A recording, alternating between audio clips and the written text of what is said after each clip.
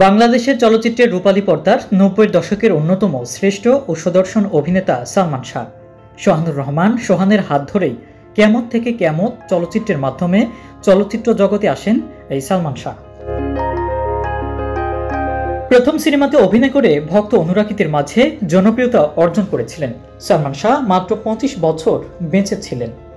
১৯৯৬ সালের ৬ সেপ্টেম্বর রহস্যজনক মৃত্যু হয় এ অভিনেতার। এর খবর প্রকাশ্যে আসার পর দেশ জুড়ে চাঞ্চল্যকর সৃষ্টি হয়।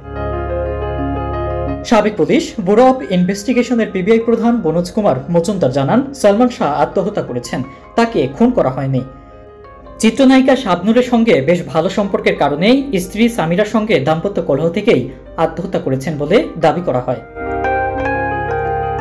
এদিকে টেলিভিশনের এক সাক্ষাৎকারে এ অভিনেতার মা নীলা চৌধুরী মামলাটি পুনরুজ্জীবিত করে ফের ছেলে হত্যার বিচার দাবি করে বলেন, সালমান শাহ আত্মহত্যা করেনি, ভারত থেকে এজেন্ট এনে পরিকল্পিতভাবে হত্যা করা হয়েছে। পিবিআই প্রধান বনোজ কুমার সম্পর্কে নীলা চৌধুরী ভাষ্য, তাদের সঙ্গে বনোজ কুমারের সম্পৃক্ততা ছিল। এই বনোজ কুমারকে তারা অনেক টাকা দিয়েছে।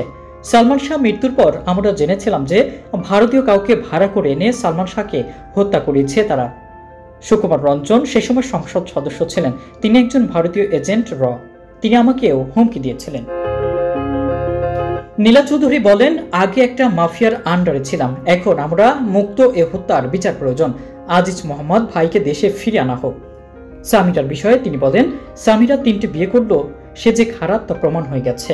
একটি ঘরেও সে ঠিকঠাক মতো বসবাস করতে পারেনি। তার বাবাও অনেক কিছু করেছে, ইদানিং তাদের দেখা মিলছে না। তার মা যে সালমান শাহ হত্যা মামলার আসামি, অথচ একটা আসামিকেও কখনো জিজ্ঞাসাবাদ করা হয়নি, তাদের আটক পর্যন্ত করা হয়নি। হত্যা মামলার আসামি হলে তো সঙ্গে সঙ্গে আটক করা হয়, এরপর আইন যা বলবে তাই হবে, কিন্তু তা আর হয়নি। MIP দেশ দেশান্তর 24।